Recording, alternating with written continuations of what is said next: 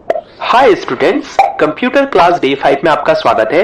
Computer training course की इस class में हम आपको कंप्यूटर में फाइल्स, डॉक्यूमेंट और स्प्रेडशीट को क्रिएट, सेव और एडिट करना सिखाएंगे। जब आप कंप्यूटर में काम करते हैं तो सबसे कॉमन टास्क जिनके लिए कंप्यूटर का यूज किया जाता है उनमें से एक है फाइल्स को क्रिएट, सेव और एडिट करना। अब हो सकता है वो एक सिंपल टेक्स्ट फाइल हो जो हम नोटपैड में क्रिएट करते हैं, या डॉक्यूमेंट फाइल हो जिसे हम MS वर्ड में क्रिएट करते हैं, या फिर एक स्प्रेडशीट हो जो एक्सेल में क्रिएट की जाती है। तो सबसे पहले कंप्यूटर में एक सिंपल टेक्स्ट फाइल क्रिएट करना सीखते हैं।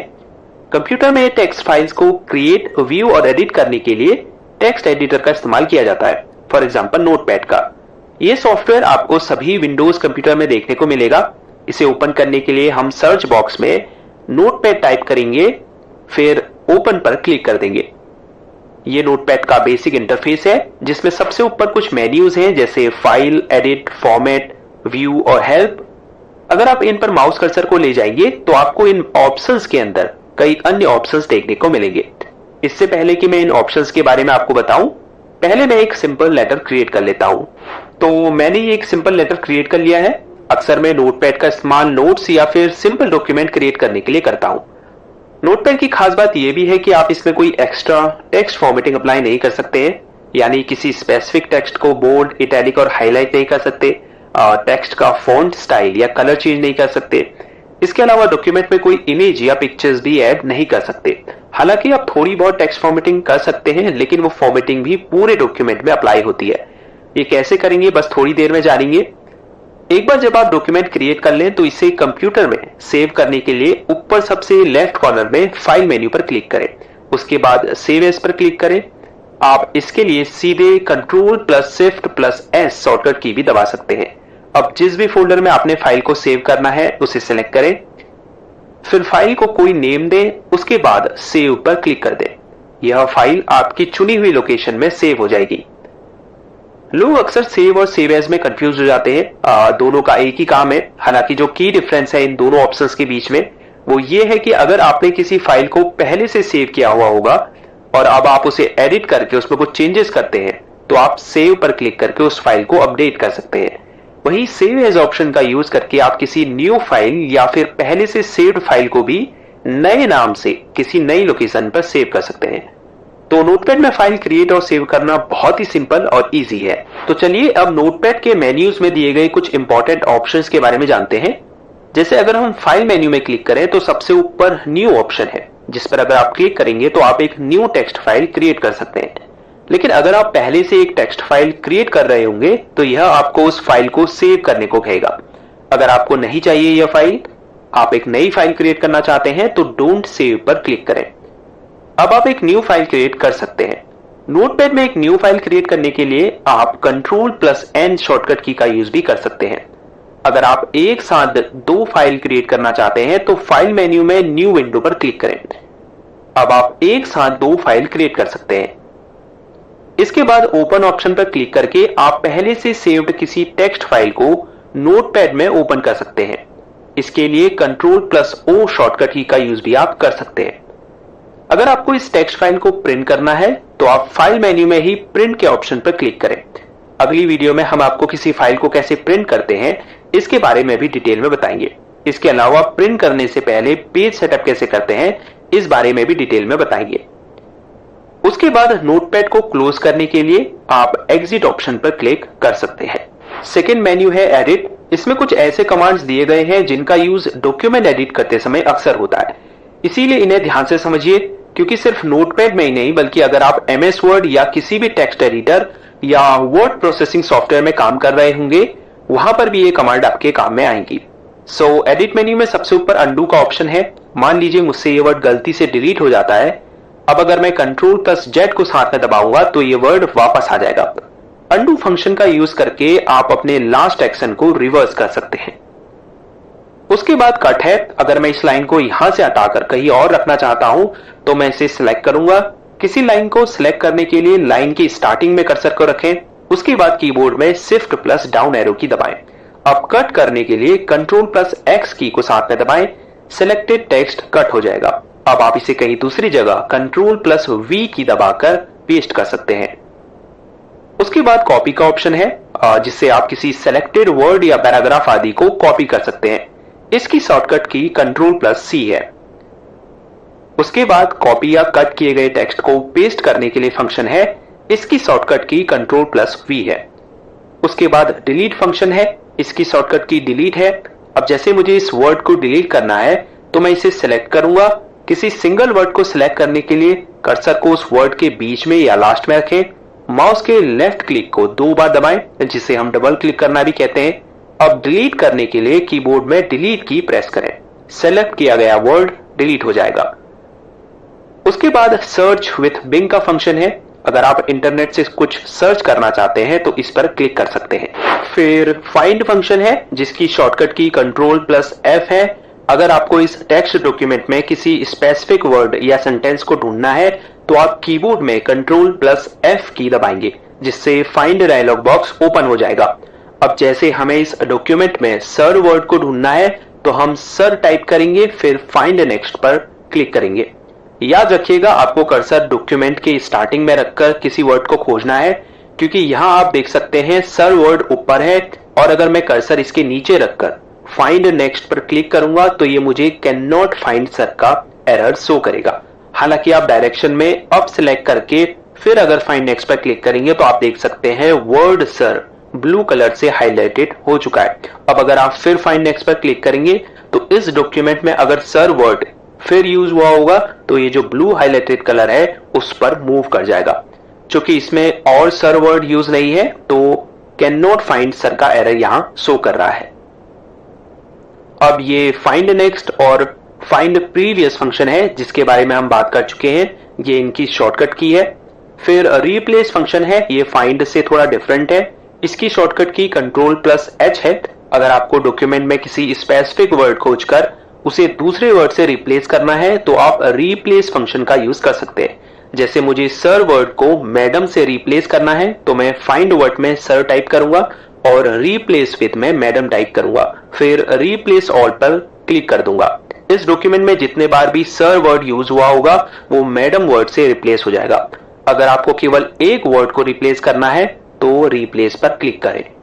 उसके बाद गो टू फंक्शन है, जिसकी शॉर्टकट की Ctrl+G है। चूंकि अभी वर्ड रैप इनेबल है, इसीलिए अभी आप फिलहाल गो टू ऑप्शन का यूज नहीं कर पाएंगे। तो पहले हम वर्ड रैप डिसेबल कर देते हैं।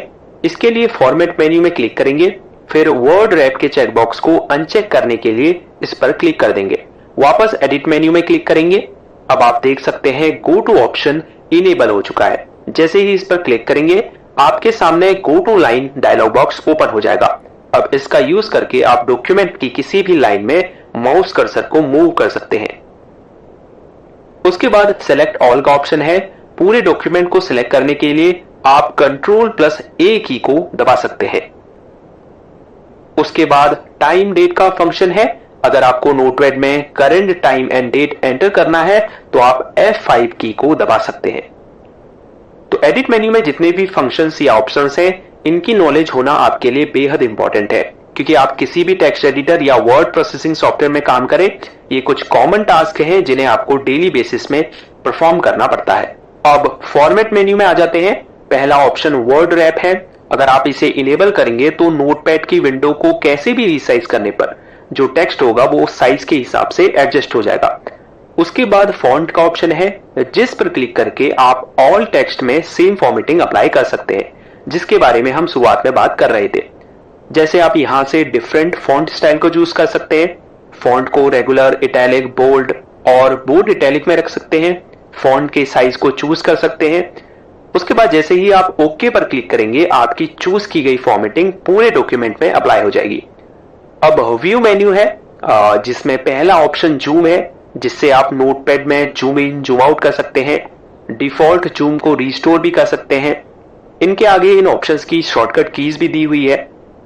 उसके बाद अगर आपको बॉटम के इस स्टेटस बार को डिसेबल करना है तो आप स्टेटस बार के आगे मौजूद इस चेक बॉक्स को अनचेक कर सकते हैं। अंत में हेल्प मेन्यू है। अगर आप नोटपैड के बारे में जानना चाहते हैं या आपको इससे रिलेटेड हेल्प लेनी है तो आप इन ऑप्शंस का यूज कर सकते हैं। तो इस तरह से आप नोटपैड का यूज करके simple text file create, save और एडिट कर सकते हैं। अगर इन फ्यूचर मुझे इस फाइल में चेंजेस करने हुए तो मैं उस फोल्डर में जाऊंगा जहां मैंने इस फाइल को सेव किया था। उसके बाद डबल क्लिक करके इस फाइल को ओपन कर लूंगा। अब मैं इसमें चेंजेस करके इसे दोबारा सेव कर सकता हूं। तो चलिए अब एमएस वर्ड में एक डॉक्यूमेंट फाइल क्रिएट और सेव करना सीखते हैं। इसके लिए हम सर्च बॉक्स में एमएस वर्ड टाइप करेंगे, फिर ओपन पर क्लिक कर देंगे। एक न्यू डॉक्यूमेंट क्रिएट करने के लिए हम ब्लैंक डॉक्यूमेंट पर क्लिक करेंगे। अगर पहले से सेव्ड किसी डॉक्यूमेंट को एडिट करना है तो आप यहां से उसे ओपन कर सकते हैं। चूंकि हम एक न्यू डॉक्यूमेंट क्रिएट कर रहे हैं तो हम ब्लैंक डॉक्यूमेंट पर क्लिक करेंगे। ये एमएस वर्ड का इंटरफेस है। एमएस वर्ड एक बहुत एडवांस वर्ड प्रोसेसिंग सॉफ्टवेयर है। इससे आप जैसा चाहे वैसा डॉक्यूमेंट क्रिएट कर सकते हैं। नोटपैड की ही तरह इसमें भी ऊपर कुछ मेन्यूज हैं जिन्हें हम टैब्स भी कहते हैं, जैसे file, home, insert, design, layout, references और भी बहुत सारी। इन सभी टैब्स के अंदर आपको कई सारी कमांड्स या ऑप्शंस देखने को मिलेंगे। जब हम एमएस वर्ड आपको सिखाना शुरू करेंगे तब एक एक करके इन टैब और उनके यूज के बारे में आपको डिटेल में बताएंगे। अभी फिलहाल मैं आपको बेसिक डॉक्यूमेंट क्रिएट और सेव करना सिखा रहा हूं। तो मैं पहले डॉक्यूमेंट क्रिएट कर लेता हूं। ये एक बेसिक डॉक्यूमेंट मैंने क्रिएट कर लिया है। तो कुछ बेसिक टेक्स्ट फॉर्मेटिंग आपको सिखा देता हूं। जैसे मुझे सबसे ऊपर की इस लाइन को टाइटल बनाना है तो मैं इसके आगे कर्सर को रखूंगा, फिर शिफ्ट प्लस डाउन एरो की दबाकर इस लाइन को सिलेक्ट कर लूंगा। अब होम टैब के अंदर स्टाइल्स ग्रुप में टाइटल के ऊपर क्लिक करूंगा। आप देख सकते हैं ये लाइन टाइटल में बदल चुकी है। आप इस छोटे से मोर एरो पर क्लिक करके कई और स्टाइल्स यहां देख सकते हैं। जैसे अगर आपको डॉक्यूमेंट में हेडिंग्स क्रिएट करनी है तो आप टेक्स्ट को सिलेक्ट करके हेडिंग 1, 2, 3, 4 में से कुछ भी सिलेक्ट कर सकते हैं। अब अगर आपको टेक्स्ट के डिफॉल्ट फॉन्ट को चेंज करना है तो आप फॉन्ट ग्रुप में इस छोटे से डाउन एरो पर क्लिक करें। फिर आप इन फॉन्ट लिस्ट में से किसी भी फॉन्ट स्टाइल को सिलेक्ट कर सकते हैं। अगर आपको फॉन्ट का साइज छोटा बड़ा करना है तो आप फॉन्ट साइज के आगे इस छोटे से डाउन एरो पर क्लिक करें और जो भी साइज आपको रखना है फॉन्ट का उस पर क्लिक करें। इसके अलावा आप टेक्स्ट को बोल्ड, इटैलिक और अंडरलाइन कर सकते हैं। यहां से टेक्स्ट का फॉन्ट कलर चेंज कर सकते हैं। इसके अलावा सिलेक्टेड टेक्स्ट को यहां से हाईलाइट कर सकते हैं। यहां पैराग्राफ ग्रुप के अंदर आपको टेक्स्ट को अलाइन करने के लिए ऑप्शंस मिलेंगे। जैसे अगर आपको इस टेक्स्ट को सेंटर में रखना है तो सेंटर अलाइनमेंट पर क्लिक करें। इसके लिए आप कंट्रोल प्लस ई की भी दबा सकते हैं। इसके अलावा राइट, लेफ्ट और जस्टिफाई करने के लिए भी ऑप्शंस है।